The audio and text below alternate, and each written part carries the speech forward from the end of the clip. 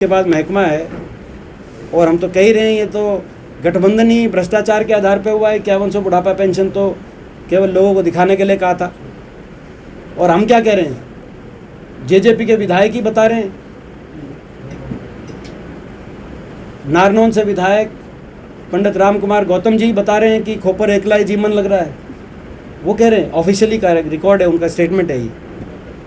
तो उसके बाद कहने की क्या गुंजाइश रह जाती है, कौन जीम रहा है। तो ये जीवनवारी की सरकार है। मैं आपको बताऊं, ये सरकार प्रदेश के लोगों के, ईमानदार लोगों की खून पसीने से कमाई गई राजस्व को जीमने की सरकार साबित हो रही है। ये उन्होंने ठीक कहा। तो इसमें जेजेपी और बीजेपी में कंपटीशन चल रहा है, कौन सा ज़्यादा, किसका कौन मंत्री, कौन ज़्यादा इसमें आगे आएगा। और ये हम बताएं उससे पहले दादा गौतम बता गए। हम धन्यवाद करते हैं, पंडित हमारे डॉक्टर अरविंद शर्मा जी बता गए, हम उनका धन्यवाद करते हैं। उन्होंने बता दिया कि भाई अमृत घोटाले में क्या, कौन, हमने तो कहा नहीं कुछ। भूपेंद्र जी, आपने बहुत से घोटालों का जिक्र किया और कुछ नाम भी लिए, और चाहे भूपेंद्र हुड्डा हो या आप हो या कांग्रेस का कोई लीडर ये कह रहे हैं कि कांग्रेस की सरकार बननी चाहिए। क्या उन लोगों के खिलाफ आपकी सरकार बनने के बाद एफआईआर दर्ज होगी? देखिए, भ्रष्टाचारों की एक लंबी लिस्ट मैंने आपको बताई। मैं समझता हूं कि आपको बताई नहीं, आपको पता ही है। इनकी भ्रष्टाचार की जो ये वही भ्रष्टाचार के मामले हैं जो समय समय पे मीडिया के माध्यम से उजागर हुए हैं। पिछले 9 साल में मैंने सारी लिस्ट एक साथ आपसे सामने पढ़ दी। मैं मानता हूं कि कांग्रेस पार्टी एक बाकायदा चार्जशीट तय करेगी। चार्जशीट एक कमेटी बनेगी हमारी, जो कि सारे ये जो घोटाले हैं इनको सारे सरकार के खिलाफ एक चार्जशीट हम लेके आएंगे। और लोगों के आशीर्वाद से अगर कांग्रेस पार्टी की सरकार बनती है प्रदेश में, तो मैं उम्मीद करूंगा निश्चित तौर से जहां ये भ्रष्टाचार के मामले आए हैं वहां पे कार्रवाई हो।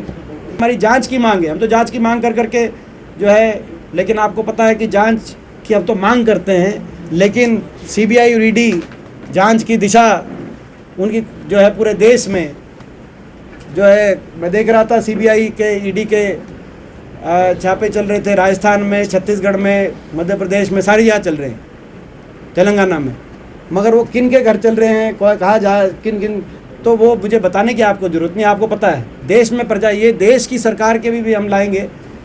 देश में प्रजातंत्र के लिए मैं समझता हूँ कि ऐसी सरकार जो विपक्ष की आवाज़ को दबाने के लिए हर प्रकार के सरकारी एजेंसीज़ का दुरुपयोग करे इस बड़े पैमाने पे, वो सरकार जो है आज उस लोकतंत्र की रक्षा के लिए, विपक्ष तो लड़ाई लड़े ही लड़े, लेकिन उसके लिए आप लोग भी इस बात को समझें कि अगर इस तरीके से सरकार विपक्ष की आवाज़ को, अब राजस्थान में चुनाव के डिक्लेयर होते ही ये छापे जो पड़ रहे, मारे जा रहे हैं।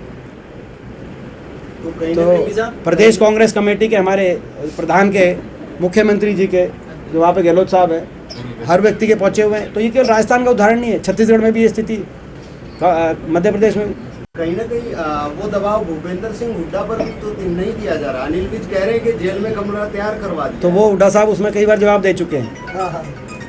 और जो है कोई ऐसी धमकी नहीं है इनके पास, और कोई ऐसी जेल नहीं बनी बीजेपी के पास जो हमें ईमानदारी से लोगों की लड़ाई लड़ने से रोक सके। मेरे परदादा जी को काले पानी की सजा हुई थी अंग्रेज़ों के समय।